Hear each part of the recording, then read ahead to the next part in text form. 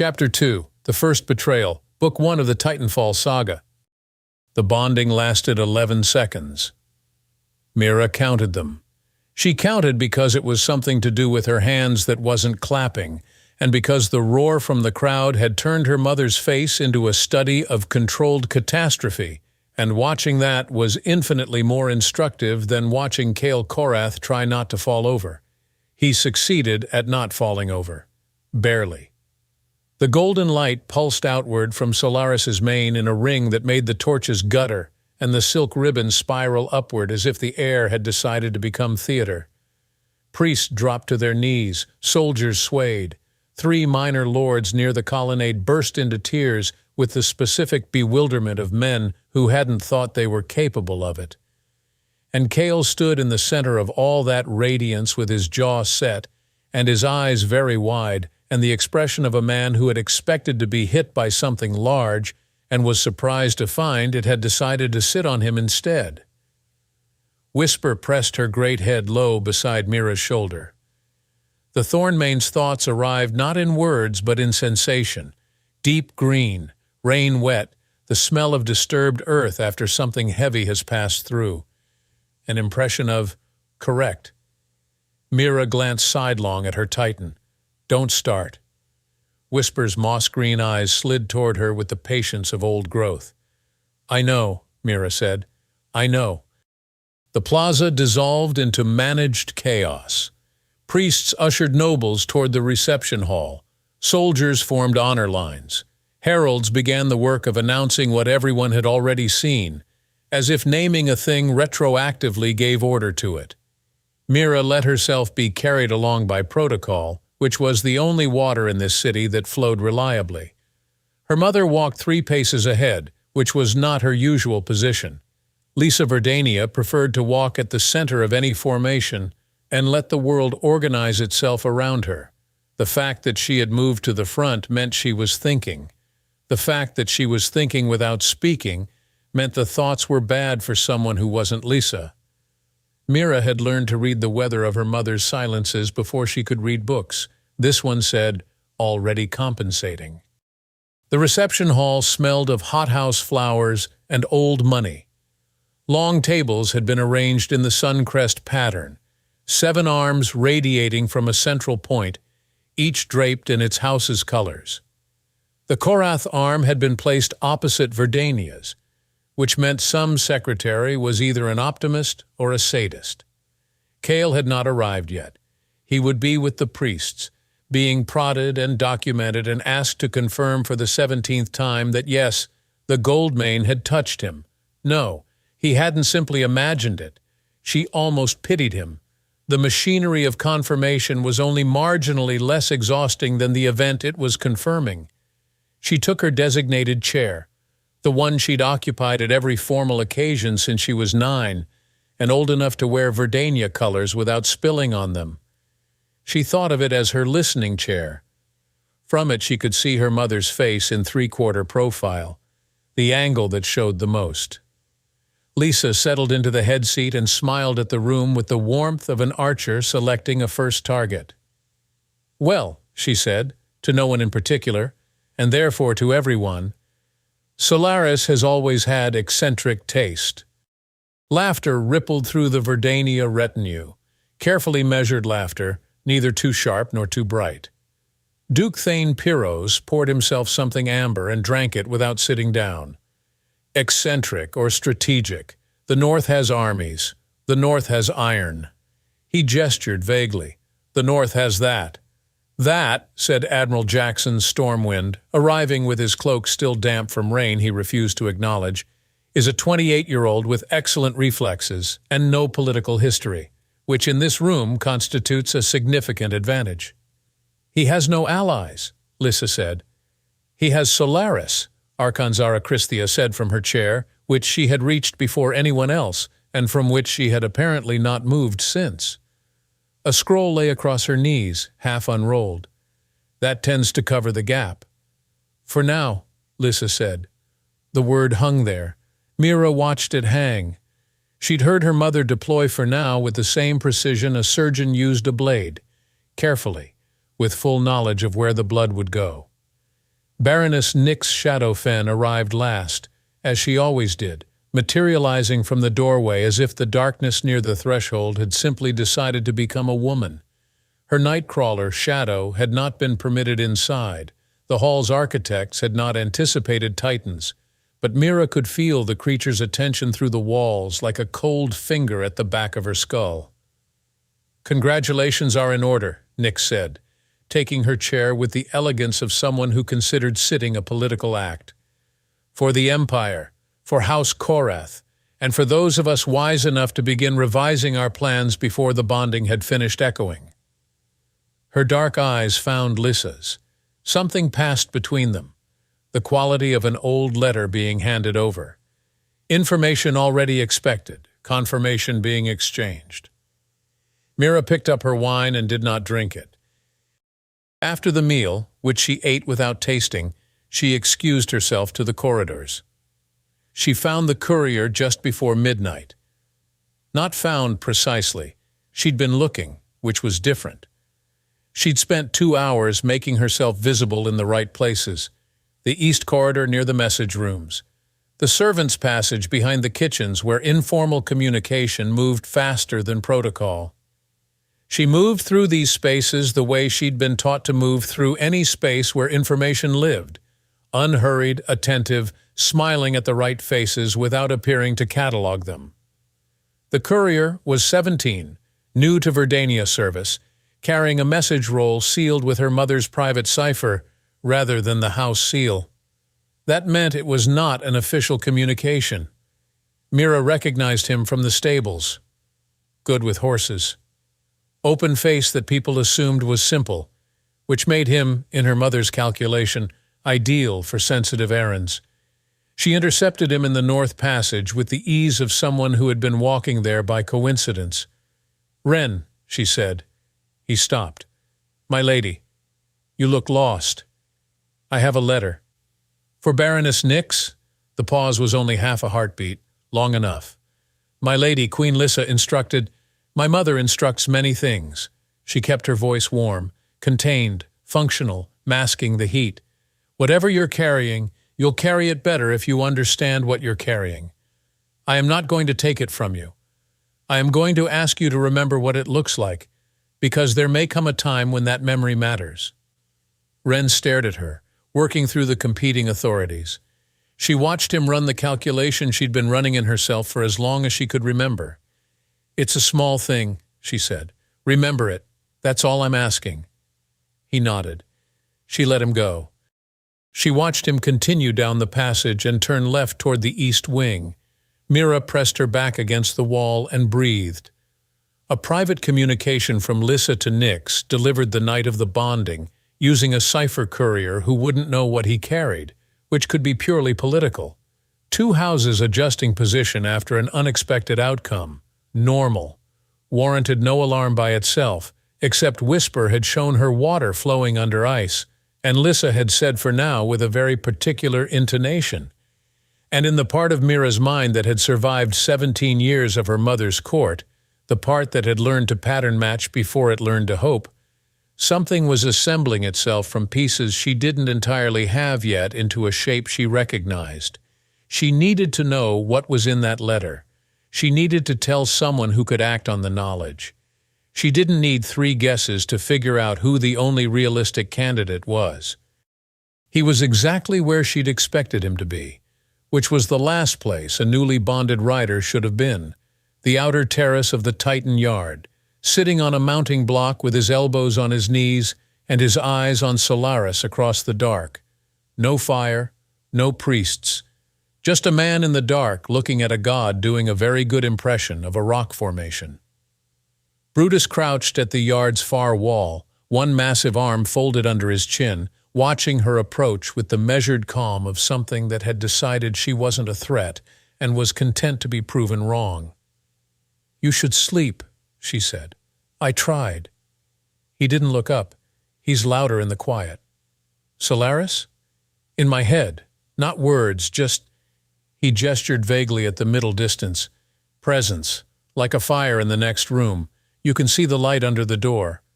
That will settle. She sat beside him, which was not something she had planned to do, but the stone was cold and she was tired and she had run out of the patience required for standing. My mother bonded with Whisper's predecessor when I was 4. She said it was 3 months before she could sleep through the night. He looked at her then. Your mother tells you things? She told me that to explain why she looked exhausted and didn't want anyone to say so. It wasn't intimacy. It was preemptive excuse. Right. He settled back. You didn't come here to discuss Titan-induced insomnia. No. She told him about the Courier, kept it precise. The route, the seal, the timing, the destination. She watched his face do the thing it did when information was landing. A slight stillness, like water before something breaks the surface. You think she's moving against Solaris, he said when she'd finished. I think she's considering it. Mira chose the words carefully, because what she thought and what she could prove were different continents. My mother doesn't move against things. She moves against conditions. The condition that matters tonight is that you were chosen, and her plan required someone else to be chosen.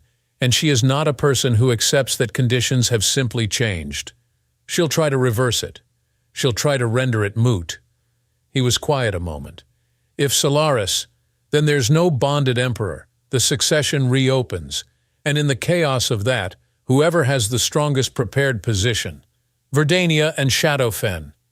They've been talking since before we arrived. She heard herself say we and registered that Kael had noticed. He didn't exploit it. She appreciated that in the abstract way you appreciate the structural integrity of a bridge you're standing on. I need to see the Archon, he said, standing. Christhia's been running analyses on bond disruption compounds for 3 years. If there's something in use that can affect the bond, she'll know what it is and what it needs. Mira's chest tightened. You think it's already in motion? I think your mother had a plan before she came here, and I think she set things in motion before the bonding concluded on the theory that the ceremony would confirm who the target was. He looked toward Solaris. She planned for the possibility of me. She plans for all possibilities. Then she planned for this conversation, too. The thought landed with the weight of a thing that had always been true and had only just been named. Mira considered it, considered whether she was doing exactly what her mother had calculated she would do. Possibly, she said. Are you still going to help me? Yes. Even if she planned for it? Especially then. Mira met his eyes, which in the dark were more serious than in daylight, less defended. The things she plans for are the things she thinks she can control. If she planned for me to warn you, she planned for a version of you that could be managed afterward. I am informing you of this so that you are not the version she planned for. He held her gaze a moment. Then the corner of his mouth did something that wasn't quite a smile. You're possibly the most terrifying person I've met in this city. Second, she said, you haven't had a proper conversation with Archon Christhia yet. He laughed, actually laughed, low and genuine, and Brutus across the yard rumbled at the sound with the satisfaction of a creature who considered laughter evidence of continued survival. Mira watched them go and stayed sitting on the cold mounting block. Then she looked at Solaris for a long time. The Goldmane, still as stone, looked back. Without sound, without light, without any of the dramatics he had deployed during the bonding ceremony, Solaris extended one enormous hand, laid it on the ground between them, palm up. Mira went very still. Whisper pressed her head gently to Mira's shoulder, warm, green, patient. I am here, whatever you do. I'm not a candidate, Mira said. The bonding is done. Solaris's hand did not move. I'm a Verdania. My house may be trying to kill you. The hand remained. She stood. She crossed the yard. She stood before the Goldmane's open hand and felt the warmth radiating from it like a hearthstone that had been burning since before her grandmother's grandmother was born. I'll help him, she said finally. I can't promise more than that. The hand remained a moment longer. Then, with exquisite slowness, Solaris withdrew it. He lowered his head and resumed his impression of geological permanence. Mira stood in the Titan yard and thought, Well, she thought, this city was not going to be uncomplicated. She walked back toward the palace. Behind her, amber eyes watched, patient, deliberate, full of a purpose she hadn't yet been given language for. Voss Shadowfen. He found the vial in his saddlebag before the reception ended, which meant Nyx had placed it there before the bonding ceremony, which meant she had considered this outcome weeks before she'd let him see her consider anything. Voss sat in his room in the East Wing, the smallest of the noble suites, which he found amusing rather than insulting, because it meant the palace's secretary had underestimated them, and underestimation was the most useful condition he had ever learned to cultivate, and held the vial up to the lamp. Small, dark glass, heat-sealed. Inside, a substance with no color he could name, shifting between purple and black depending on the light's angle. He'd seen it before. He knew what it was called in Shadowfen's old books, in the chapters Nyx kept on locked shelves in rooms he'd been allowed to enter only in the last 2 years. Nightbloom extract, derived from a fungus that grew only in the darkest corridors of the marsh. In small doses, a sedative, harmless. In the concentration this vial held, and he could read the density by color because he had been taught, it was something else entirely. It didn't kill. What it did was more surgical. It disrupted the bond thread. The invisible connection between rider and Titan that allowed joined consciousness, wordless communication, the shared pulse that all riders carried like a second heartbeat. In sufficient concentration, Nightbloom frayed that connection, sometimes temporarily, sometimes permanently. Sometimes the effect propagated backward along the thread to the Titan, and the Titan's body, which had not evolved to process the compound, responded catastrophically. He set the vial on the table. He looked at it for a long time. Voss Shadowfen was not a sentimental man. Bastard sons of great houses existed in a particular category, acknowledged enough to be used, unofficial enough to be discarded, trained by both conditions into a specific ruthlessness that had nothing to do with cruelty and everything to do with arithmetic. He had looked at the throne the way a mathematician looks at an equation, not with desire, but with clear-eyed knowledge of what variables needed to change. Kael Korrath was not the right variable. Not because Korrath was a bad man. Voss didn't particularly care about good or bad, which he considered categories invented by people with enough security to afford them, but because Korrath was the kind of man who told the truth when it would have been safer to lie. That variety of integrity made him predictable, and a predictable emperor was an emperor that other houses would navigate around rather than through. Voss preferred to be indispensable. Kael would never need him. Whoever came after Kael might. The calculation as presented was clean. Use the extract. Kael's bond breaks. Solaris, if the books were right about propagation, does not survive the breaking. The throne reopens. In the chaos of a second succession crisis following a Goldmane's death, the houses that had prepared, Shadowfen, Verdania, were positioned to dictate terms. Voss would not be emperor. He would never be emperor. But the person who determined the emperor's shape would hold every important thing except the title. It was a clean calculation. He thought about Solaris, the vast, golden, ancient thing that had knelt over the emperor's body for 3 days and accepted no rider and shown no hurry, because something that had been alive for 4 centuries understood that time was not a pressure, only a medium. He thought about the choir he had felt, not heard, felt, when the bonding completed. The collective voice of the Titans, resonating in the stone, in the air, in the space behind his sternum where Shadow's presence always lived like a warm coal. Shadow had felt it too. Shadow had pressed low to the ground, which the Nightcrawler did only in the presence of something larger than himself. Voss had never seen Shadow do it for a human. The vial sat on the table. He reached for it, stopped. In the corner of the room, barely visible against the dark stone, Shadow's enormous eye opened, a slit of amber in the dark, watching, not judging. Shadow was incapable of judgment as Whisper was incapable of impatience. just watching, with the absolute attention of a creature that had no other task in this moment. "I know," Voss said. Shadow blinked once, slowly. "I haven't decided." The amber eye remained open. Voss leaned back and pressed the heels of his hands against his eyes, and for a moment, only a moment, let himself exist outside the calculation. Let himself feel what the Titans had been feeling since the bonding, that this thing was significant, that something had shifted at a scale not of politics but of species, of whatever ancient compact existed between the Titans and the idea of continuity. He lowered his hands. He left the vial on the table. He did not pick it up, not yet. Kael Korrath. The cheers didn't feel like celebration. They felt like a dam cracking. Kael stood at the palace threshold with Solaris's breath still in his bones, and the plaza below turned into a living thing. Thousands of throats, one sound, awe, anger, hunger, the kind of noise that doesn't ask permission.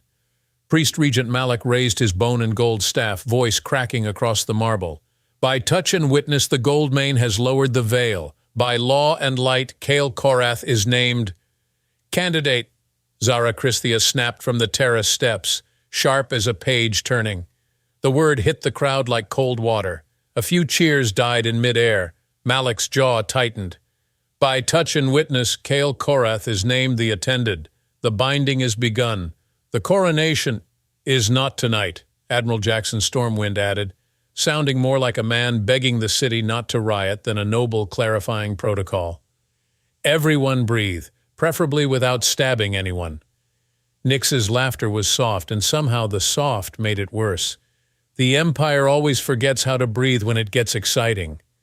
Lyssa Verdania didn't laugh, didn't shout, didn't protest. She simply stared at Kael the way a woman stares at a door that has stopped obeying its hinges. Behind her, Mira's face stayed composed, but Kael saw it anyway, the brief, involuntary relief that flashed in her eyes before it vanished under training. Lyssa noticed that flash too.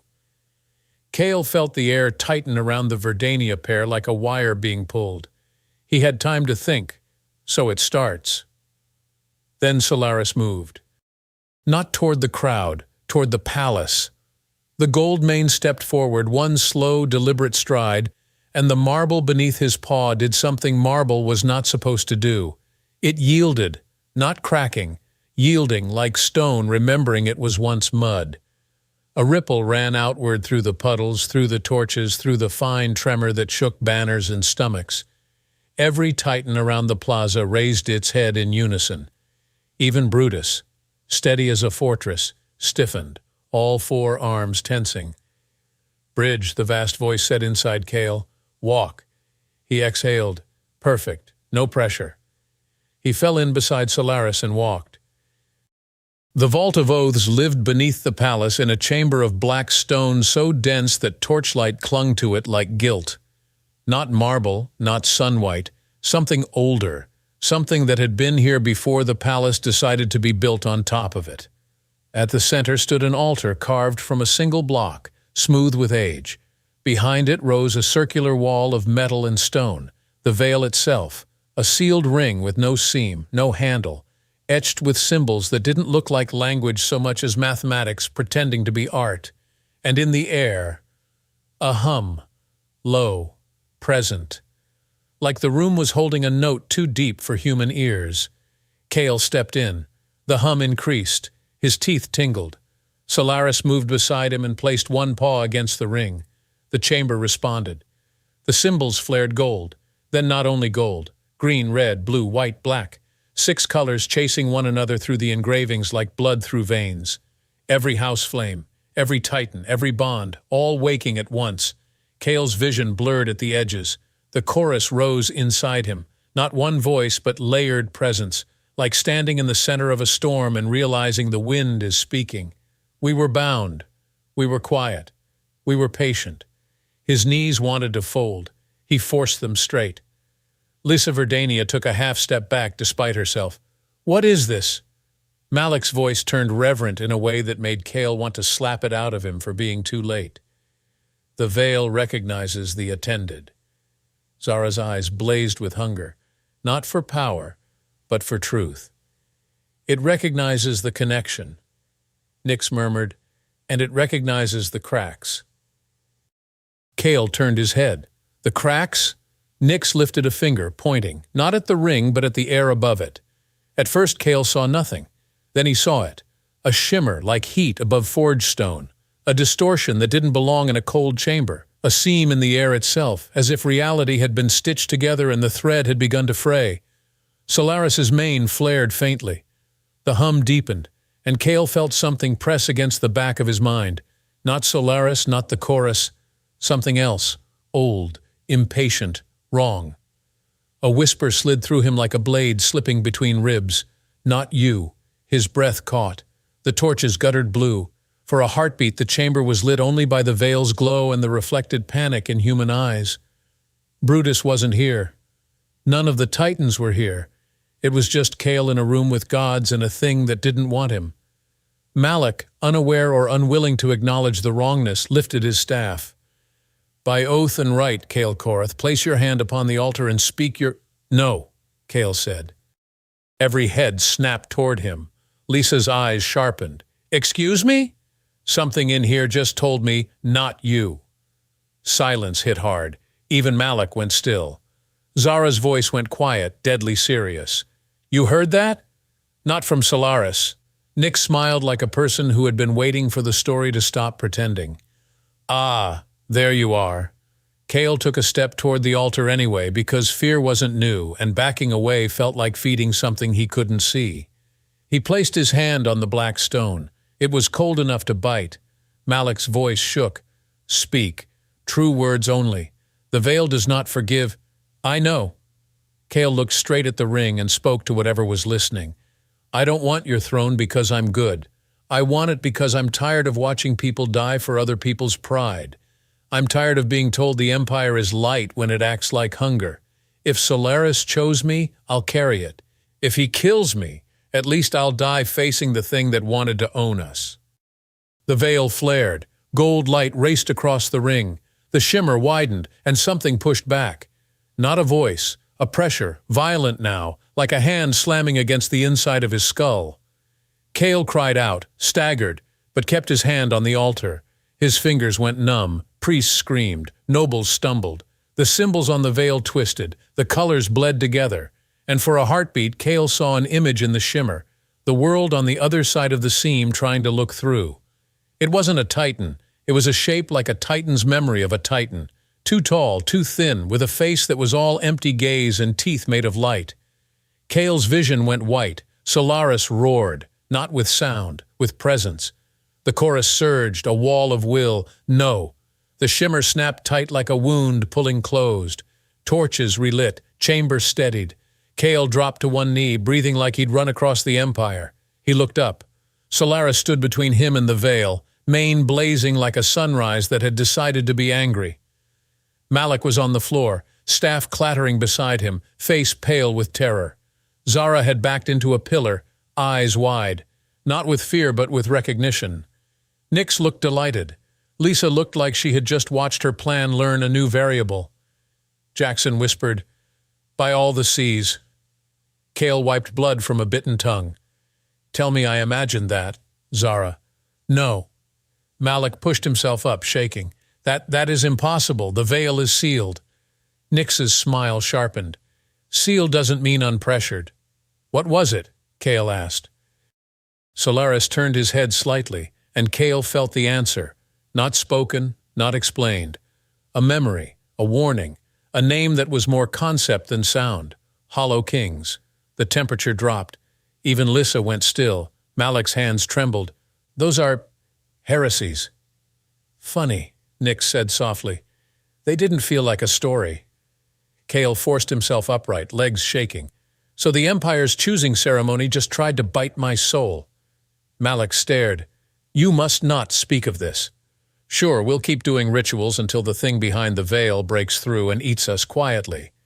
Lyssa's voice was silk wrapped around steel. "If panic spreads, the houses fracture. They're already fractured." Solaris's glow softened, not calm but focus. The gold mane lowered his head until his brow was close to Kael again. The chorus pressed gently now. Bridge, not crown. Bridge. Kael's breath shook. I'm hearing you. I just need you to be clearer about what I'm bridging to. Preferably something not made of teeth. Solaris's mane brightened in something that felt like grim amusement. Then the Titan turned from the veil and walked back toward the stairs, as if the chamber's purpose had been served, as if the ritual Kael thought was the point had only been the doorway. That night, long after the priests had shooed citizens away and the palace had pretended the ceremony went according to plan, Kael sat alone in a quiet corridor with a cup of bitter tea and a head full of echoes. He didn't realize he was being watched until the shadow in the archway moved wrong. Nyx Shadowfen stepped into the torchlight as if she'd been made from it. You saw it, she said. Kael didn't bother playing dumb. I felt it. Good. That means you're not just attended. You're useful. That's not comforting. Comfort is for children, she said mildly. You touched the veil and it pushed back. Do you know what that means? It means someone built a lock and something else has been chewing on it. Nyx smiled. Close. She leaned in slightly, voice dropping. It means Solaris is not choosing you because you're worthy. Kael's hand tightened around the cup. He's choosing you, Nyx continued very softly, because you're the only one who can hear the door when it starts to open. Why me? Nyx's smile turned almost kind, which was more alarming than her cruelty. Because you don't want the crown, she said, and because whatever is behind that veil hates you already. Kael stared at the tea as if answers lived at the bottom. Wonderful, he muttered. I'm the Empire's least qualified lockpick. Nyx stepped back toward the shadows. No, she said. You're the bridge. Then she was gone, leaving only torchlight and the lingering sense that the palace had more ears than walls. Kael sat there a long time listening to the quiet and realizing it was no longer truly quiet. Because beneath the palace, behind the veil, something was awake enough to whisper, and it had said his name without saying it at all.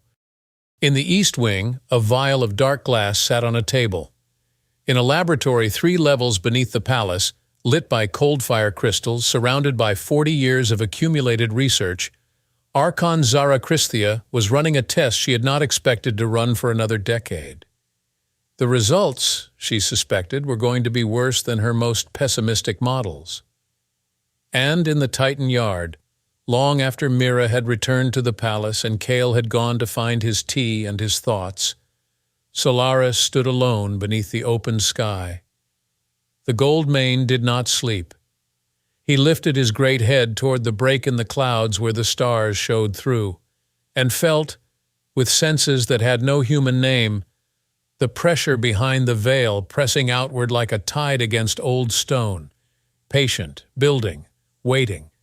Solaris breathed once, slowly, and the warmth of his exhale scattered into the cold night air. He had chosen his bridge. He only hoped there was still time to build it. End of Chapter 2.